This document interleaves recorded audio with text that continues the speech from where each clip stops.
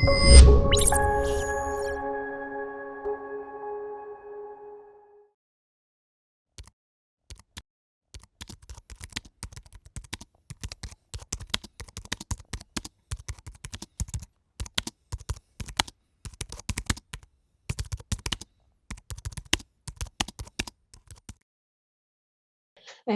noches a todos los participantes y sean bienvenidos. En este taller vamos a estar inundándonos un poquito lo que es en la modelación hidrológica con SWOT. Mi nombre es Mariela Quispe Rivas y un placer participar en este tipo de talleres. Sin más preámbulos, comencemos.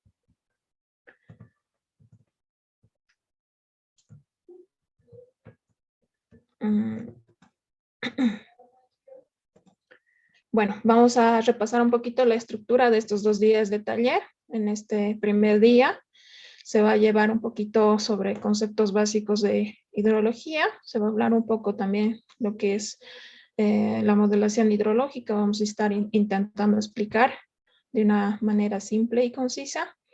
Vamos a hablar un poquito de lo que es el modelo hidrológico SWOT, su origen, quienes los han desarrollado y demás aspectos. También como parte importante vamos a ver algunos trabajos de aplicaciones que se han realizado a nivel Sudamérica de este modelo. Y al final vamos a habilitar una ronda de preguntas donde los participantes van a poder habilitar su micrófono de manera libre, o así también en el chat pueden ir anotando sus preguntitas y vamos a ir respondiendo de la mejor manera posible. En el día 2 vamos a hacer una breve descripción de la interfaz SAR-SWOT. Vamos a dar algunos ejemplos de aplicación, una aplicación específica. Vamos a seguir lo que es el manual del modelo y el ejemplo que viene integrado con este, ¿no? Y también vamos a habilitar su respectiva ronda de preguntas con la misma metodología del día 1. Sin más, empezamos. Algunos conceptos básicos de hidrología, creo que de los más importantes es el de ciclo hidrológico, que aunque algunos digan que es un poco más básico y se sobreentienda, se define como, creo que es importante repasarlo para lograr entender todo el concepto en general. El ciclo hidrológico, también llamado ciclo del agua, describe el movimiento continuo y cíclico del agua en el planeta Tierra en distintos subsistemas, ¿no? Separa en agua atmosférica, en agua superficial, que corre sobre los lagos, en agua subterránea, ¿no? Esos 3 grandes sistemas. En lo que es en la agua atmosférica, interviene en lo que es la precipitación. La precipitación ocurre, cae sobre la vegetación, hay una interrupción, una parte cae sobre lo que es el suelo, otra sobre la zona radicular de las plantitas, y otra sobre suelo descubierto puede ser, y otra también directamente sobre los océanos y demás. Ese sería el sistema de agua atmosférica. Otra forma de ver otros sistemas es el agua superficial, que como ya se ha dicho, es la que circula, por así decirlo, sobre los lagos y las corrientes oceánicas, por supuesto. También el agua subterránea, que a partir de los otros 2 sistemas, en base a la precipitación, hay un cierto porcentaje de agua que se infiltra y se drena hacia las aguas subterráneas. De la igual manera, se infiltra de las corrientes directamente, ya sea de ríos, de lagos, etcétera, ¿no? Y esa agua también corresponde un flujo de retorno.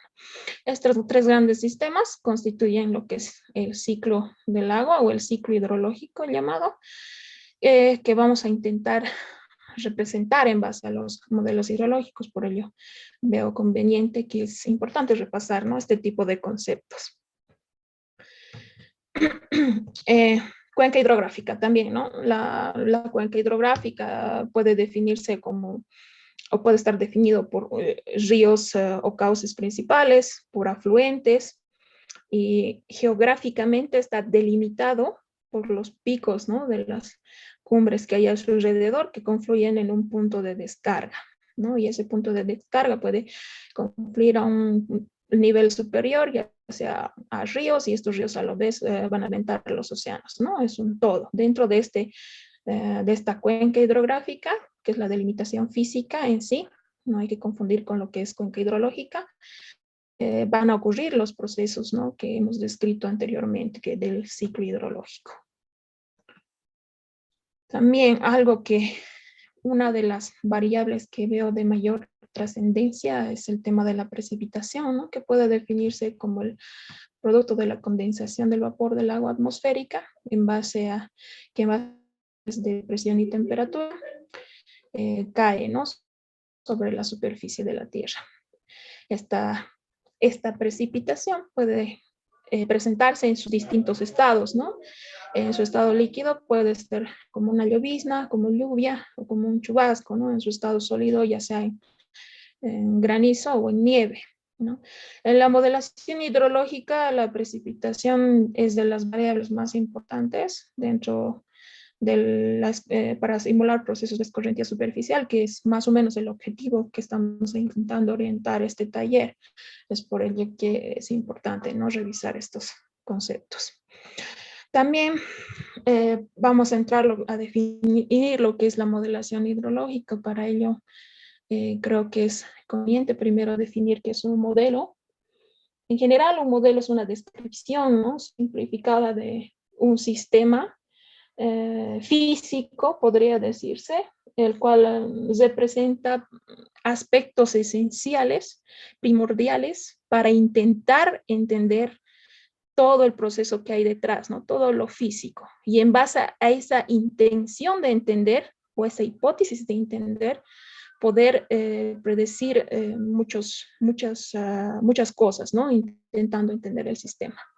Ante ello, específicamente la modelación hidrológica se presenta como una herramienta, ¿no?, que, como ya les había dicho, permite predecir específicamente en hidrología, inundaciones, permite hacer, qué sé yo, sistemas de alerta temprana, también, qué sé yo, predecir la capacidad hídrica de una cuenca.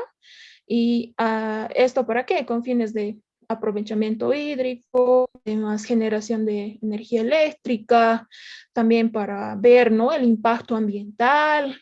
Entonces, es una herramienta bastante útil, ¿no?, que está basado en algo físico. Estamos intentando explicar algo físico con esto. Ante ello va a surgir el concepto de modelo hidrológico, ¿no?, que es específico a una representación simplificada hasta cierto punto de un sistema real y complejo que podríamos llamar prototipo, que es específicamente la realidad, ¿no?, bajo una formulación física o matemática, depende de la naturaleza del problema. Esquemita me gusta bastante porque intenta sintetizar todo lo anteriormente dicho, donde en la realidad esto es lo que se tiene, ¿no? Se tiene lluvia, que por así decirlo sobre una superficie podemos denominar cuenca o subcuenca, en donde se produce escorrentía, ¿no?, en base a los cauces basales, a los cauces secundarios y demás. Produce escorrentía. ¿Y qué ocasiona esta escorrentía? En muchos casos hay crecidas y esas crecidas son inundaciones, ¿no? Esto es lo que pasa en la realidad. Entonces, esto es la realidad que queremos abstraer hacia un modelo. El modelo hidrológico, que va a ser en base a información recolectada, medida de estos procesos físicos, va a hacer un procesamiento y en base a una formulación matemática va a intentar calcular el caudal lo más preciso posible, ¿no? Y va a intentar reproducir lo que realmente está escurriendo esta cuenca. En muchos casos se sabe que no se cuenta, ¿no?, con estaciones de medición de caudal, entonces por eso se recurre al modelo, por ello ha surgido, ¿no?, el modelo en sí. Entonces, eso es lo que va a ser un modelo y va a sacar, en el caso de las crecidas, se van a representar con hidrogramas, ¿no?, hidrogramas de versión de caudal a la salida de la cuenca. Entonces, aquí se puede ilustrar de una manera más coherente lo que queremos explicar, ¿no?, lo que es un modelo hidrológico, es lo que básicamente, en lo que se está basando el SWOT también. Sin más lejos, existe una amplia gama de modelos hidrológicos que si nos podemos a describir cada uno de ellos, se nos va a ir la hora que tenemos aquí y otra hora más posiblemente. Entonces, por ello, simplemente por mencionar algunos, existen distintas clases, los modelos análogos llamados, también los modelos estocásticos, distribuidos, determinísticos y en fin, ¿no? A una amplia gama de modelos que vienen presentados para las personas interesadas en este tipo de descripción de modelos. Se les va a proporcionar una bibliografía que van a poder revisar para que ya no se nos vaya, ¿no? Esta horita de taller. Pero básicamente son algunos de los modelos. Entonces de ahí surge esta necesidad, ¿no? De tratar de explicar dónde vamos a ir con este modelo. También pueden caracterizarse los modelos mixtos incluso, o sea, una combinación de varios. Pueden haber semidistribuidos incluso y distribuidos, semidistribuidos como es el caso del modelo hidrológico SWOT.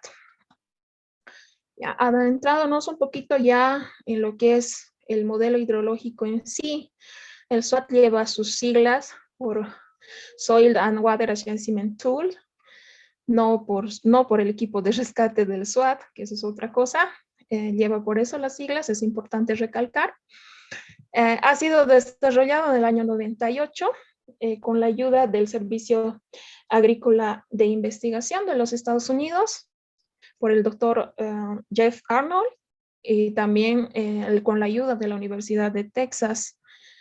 En su intención de reflejar todas las abstracciones, ya que yo anteriormente hemos dicho, y que sea un modelo completo, a este modelo han introducido varias ideas, ¿no? Varias instituciones gubernamentales, así como la Agencia de Protección Ambiental de los Estados Unidos, el Servicio de Conservación de Recursos Naturales de los Estados Unidos, después la Administración Nacional Oceánica y Atmosférica de los Estados Unidos, y en fin, una cantidad bastante importante de instituciones que han ido introduciendo información interesante, ¿no? En el modelo, y lo ha hecho un modelo completo, casi completo, para ser utilizado. Entonces, a partir de su creación ha sido bastante, por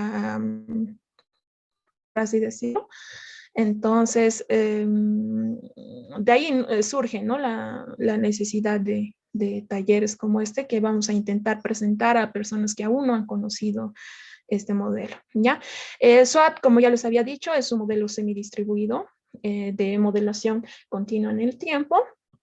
Es un modelo que transforma lluvia en escorrentía, básicamente. También tiene una escala temporal continua, valga la redundancia. Puede simular procesos de corriente artificial, prácticas de manejo del suelo, generación de sedimentos, producción de sustancias agrícolas. Entonces, por las mismas empresas que han influido en su creación, es un modelo bastante detallado y bastante interesante que vale la pena analizarlo, ¿no?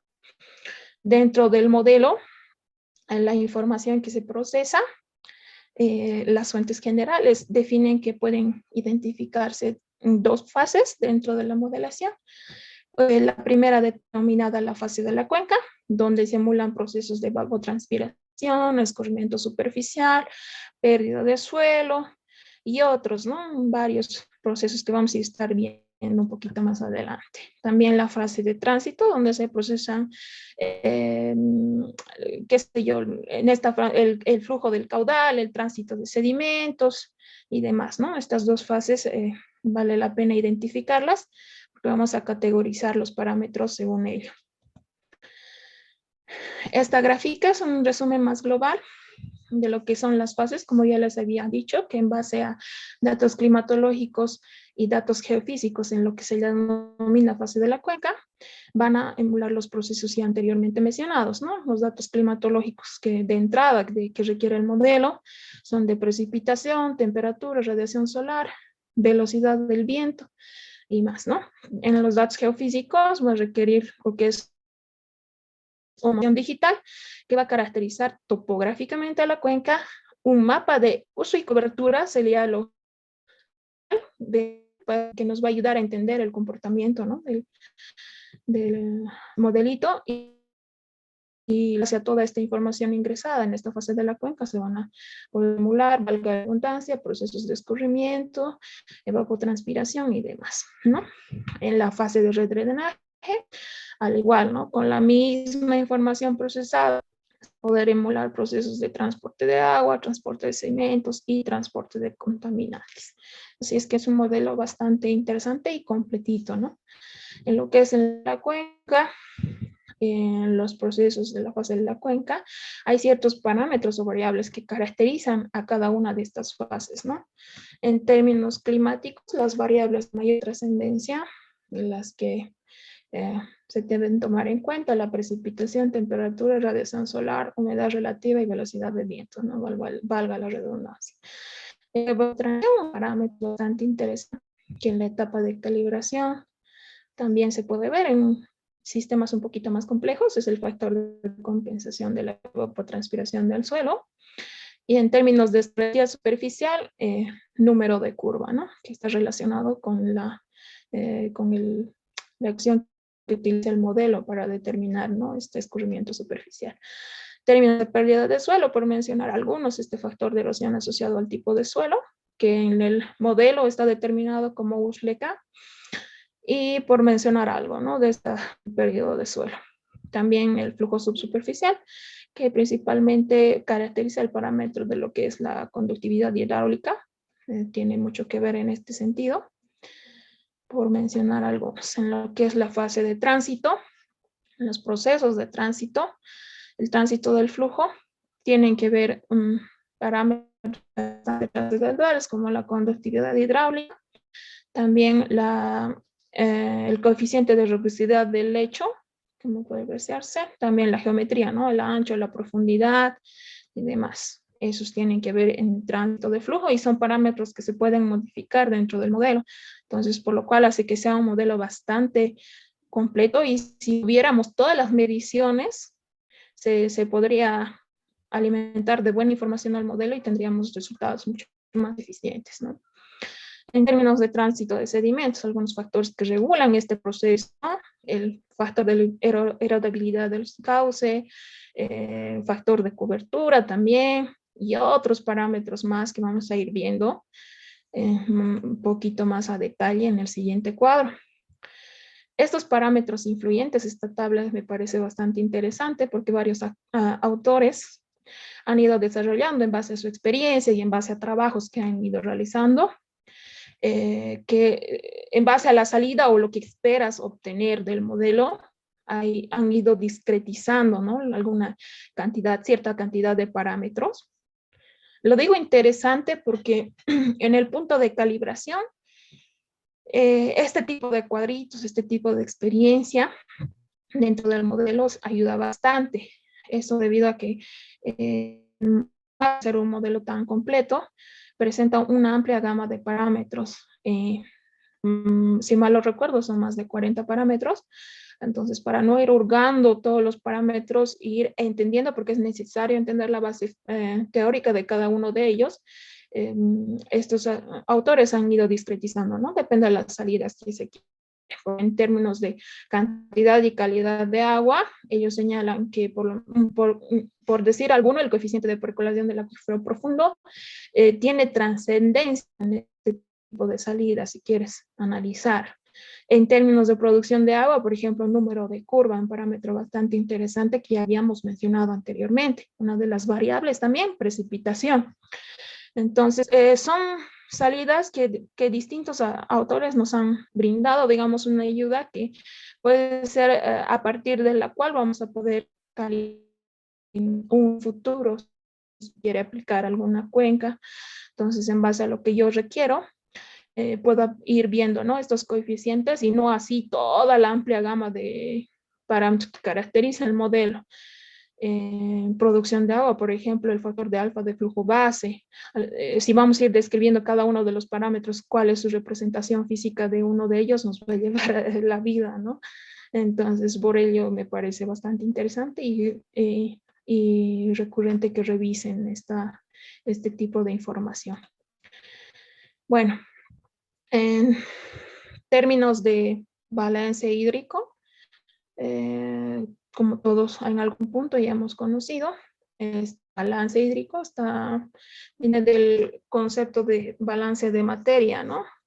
Es decir, que va a ser un equilibrio de todos los componentes, ¿no? En términos de recurso hídrico, en todos los componentes ciclo hidrológico va a haber un balance hídrico, ¿no? La ecuación de continuidad de balance hídrico puede ser una de las formas que se puede expresar, es la que viene ilustrada a continuación, donde la captación menos la evapotranspiración es igual a la escorrentía superficial más la infiltración, ¿no?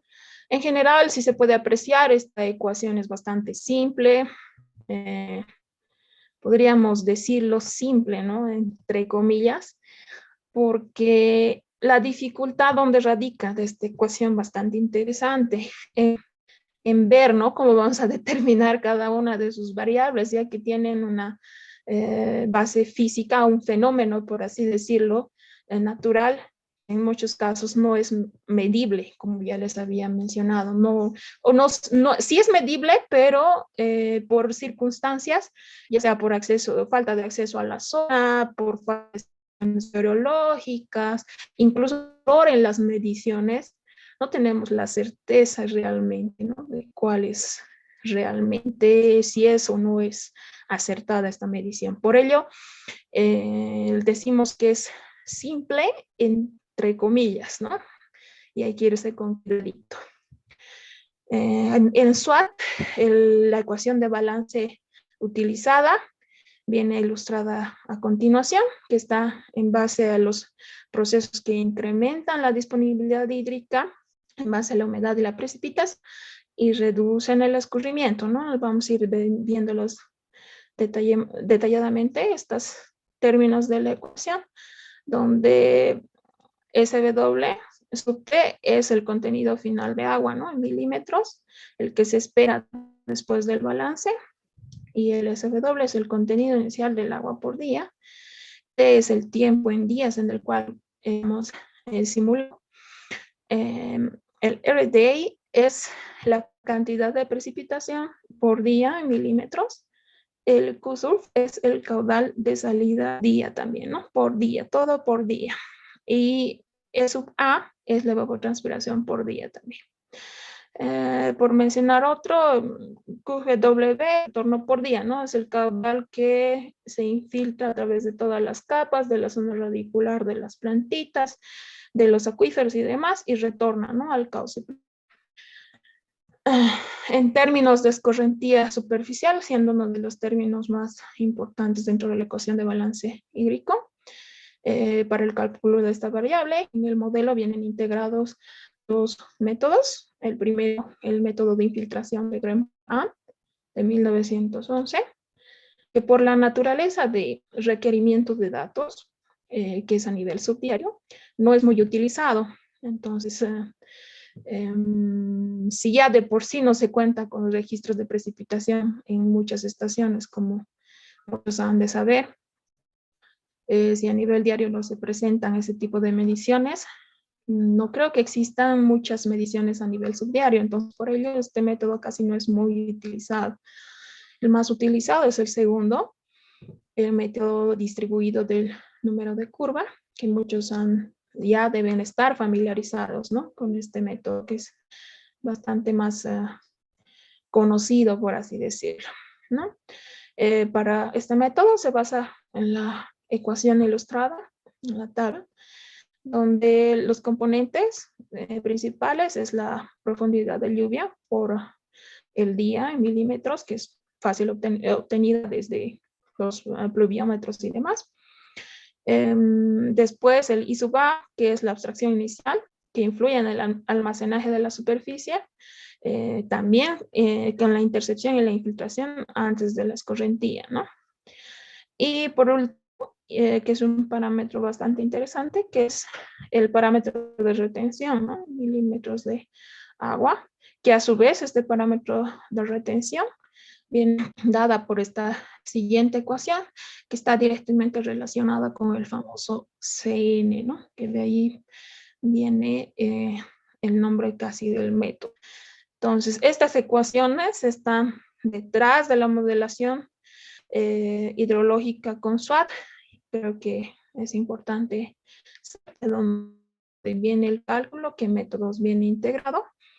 Y hay un sinfín de ecuaciones más que se puede ver, pero que por la naturaleza del taller no se puede ahondar más en ello, sino proporcionar también una información bibliográfica básica donde se detallan todas las ecuaciones que rigen los procesos del modelo hidrológico, ¿no? Y para los que estén más interesados pueden ir revisando eso.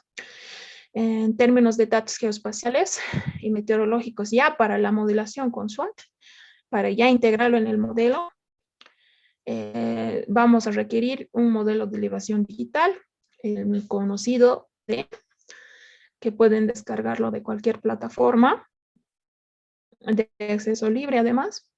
Un mapa de cobertura vegetal también puede generarse a partir de una información determinada. Ahí pueden entrar, por ejemplo, los famosos NDVIs, qué sé yo, tal vez alguna que otra corroboración en campo y demás, ¿no?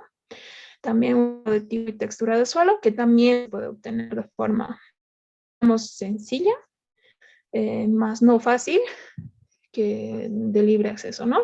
Y un mapa de número de curva que está demarcado en rojo, no que no sea importante, sino que este mapa puede ser obtenido a partir de estos dos mapas. Entonces, esta información, este número de curva, todo lo utilizo en términos de calibración del modelo y en escenarios donde no exista caudales a la salida de la cuenca. Entonces, es una herramienta bastante interesante que puede utilizarse, ¿no? En términos de modelación hidrológica. En términos de datos meteorológicos requeridos por el modelo hidrológico SWOT, tenemos que la precipitación, la temperatura, radiación solar, velocidad de viento, humedad relativa, que ya se había mencionado anteriormente, ¿no?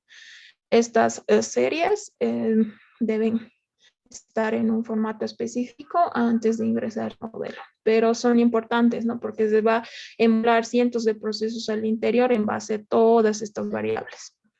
Pero en caso de que no se tengan las mediciones de estas, se pueden subsanar, ¿no? De otras maneras, porque tienen integrado varios métodos de cálculo en el modelo que nos permiten discretizar o depreciar algunas de estas variables hidrológicas según sea el requerimiento, ¿no? Del modelo, como les había mencionado, ¿no? En términos de evapotranspiración potencial de la cuenca y también según la disponibilidad de variables, el modelo hidrológico SWOT viene integrado con varios métodos de cálculo de este parámetro que es de mayor importancia, ¿no? Para entender lo que está pasando en el modelo.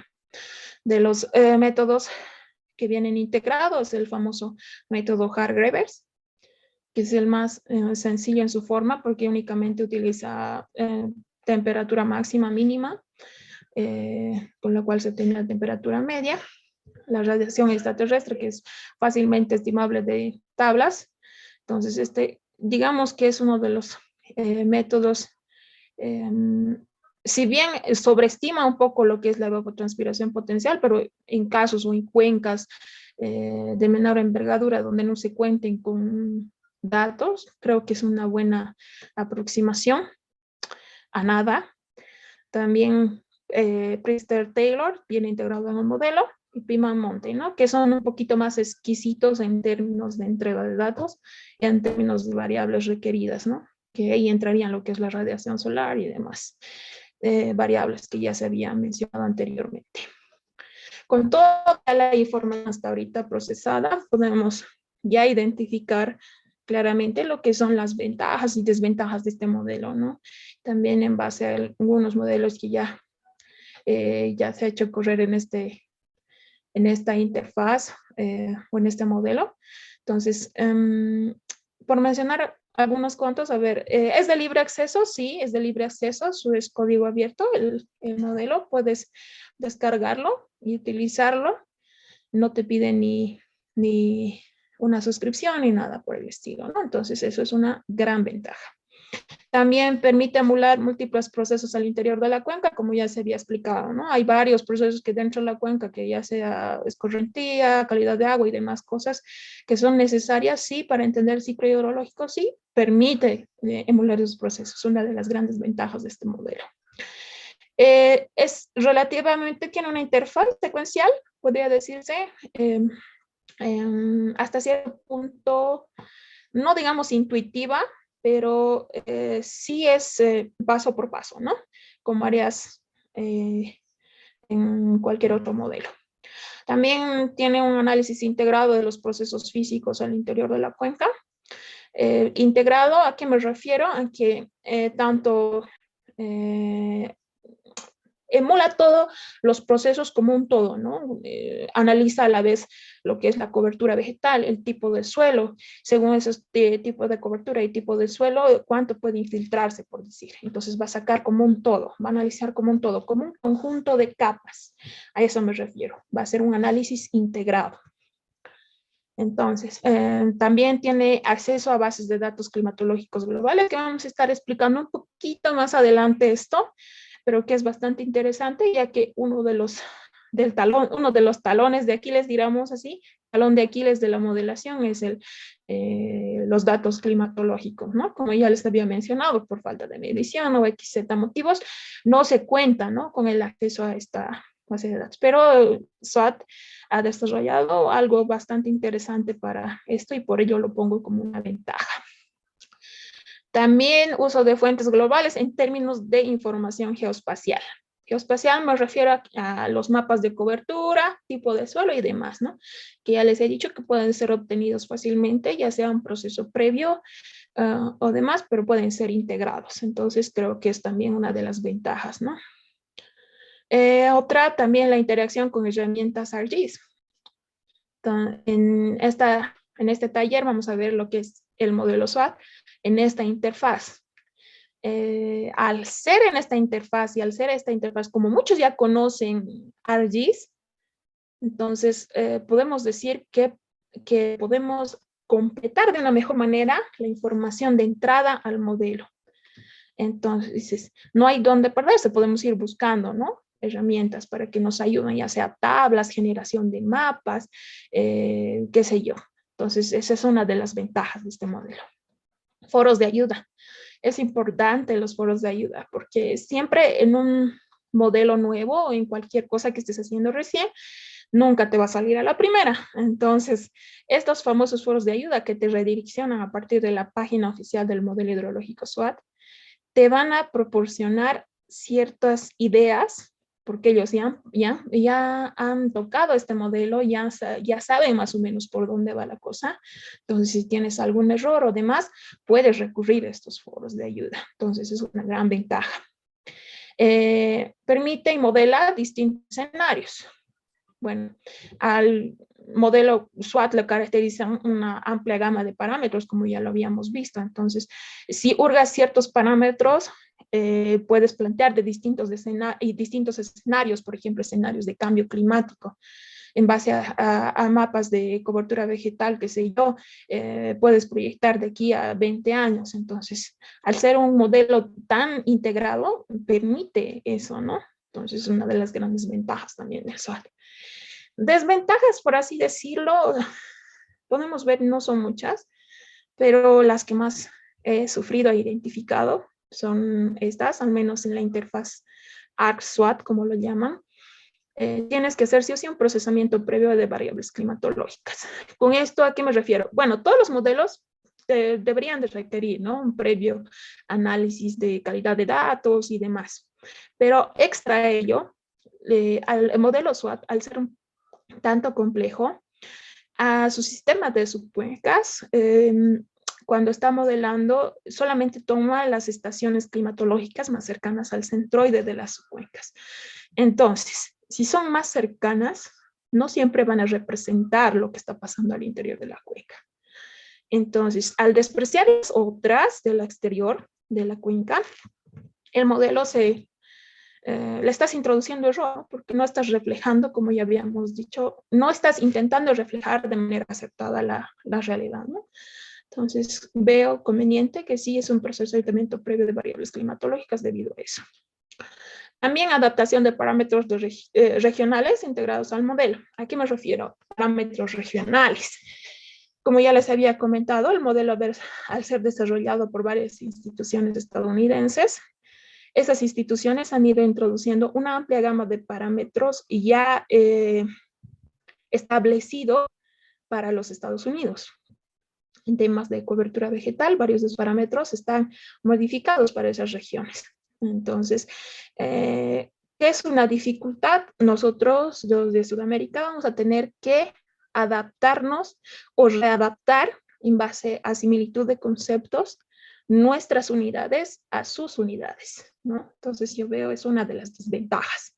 ¿Por qué desventaja? Porque vamos a introducir un margen de error, ¿no? Porque no estamos seguros si realmente los creadores han querido decir eso, ¿no? Entonces esa es una desventaja que lo veo.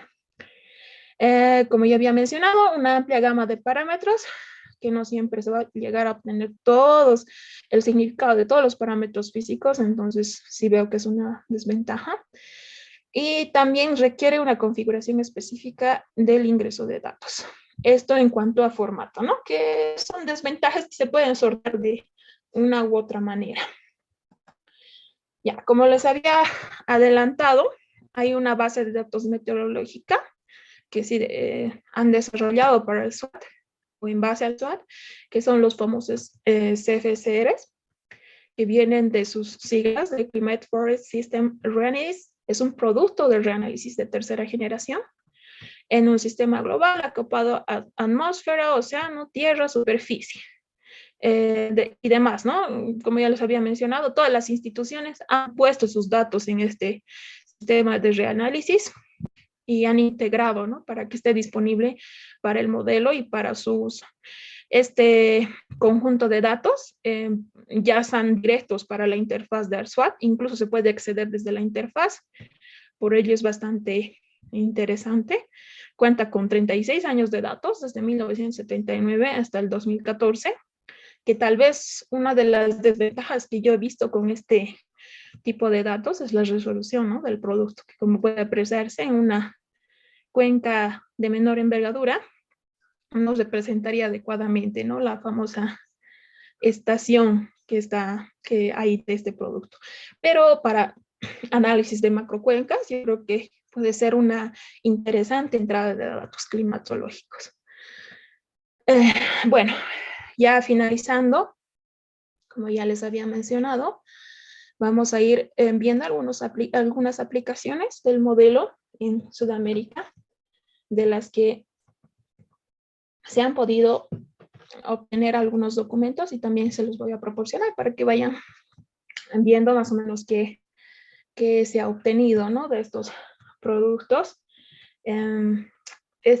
Weber y Beagorri en 2018 han aplicado el modelo SWAT a una cuenca en Córdoba del río May, si mal lo recuerdo.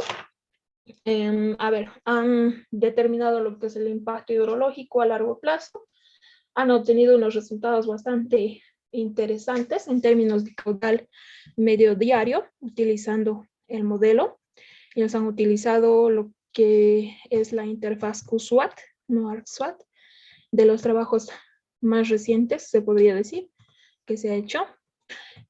Otro trabajo más bien también interesante en el país de Perú es el desarrollado por Casas y Mejía, donde han aplicado, ¿no? El modelo a la cuenca del río Mayo, perteneciente al río Amazonas también, donde han hecho una comparación entre dos modelos, que es el modelo SWAT y el GR2M.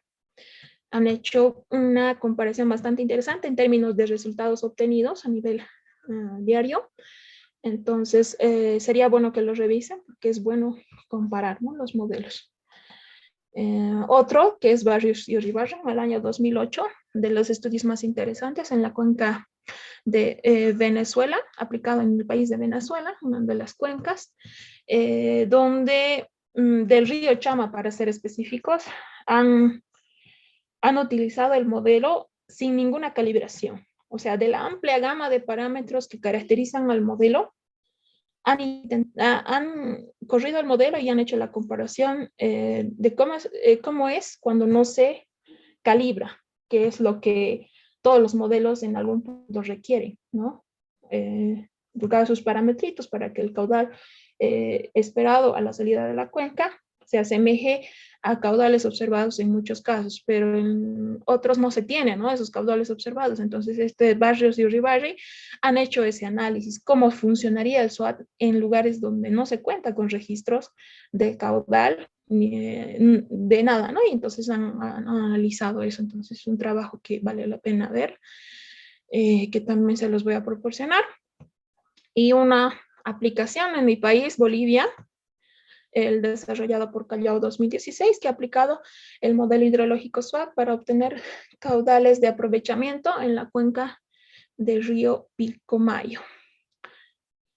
Bueno, las interfaces que vienen integradas con este modelo es la ArcSWAT, en la cual vamos a basar este taller, y que viene dado por, con distintas, o viene alimentado con distintas herramientas que vamos a ir describiendo, ¿no? Mañana a mayor detalle. Y también el otro, que es el famoso QSWAT, que está en la interfaz de QGIS, que también viene integrado, ¿no? El modelo que también requiere una amplia gama de información. Es lo mismo, solamente la interfaz es distinta, ¿no? De GIS. Bueno, sin más que decirle, muchas gracias por su atención.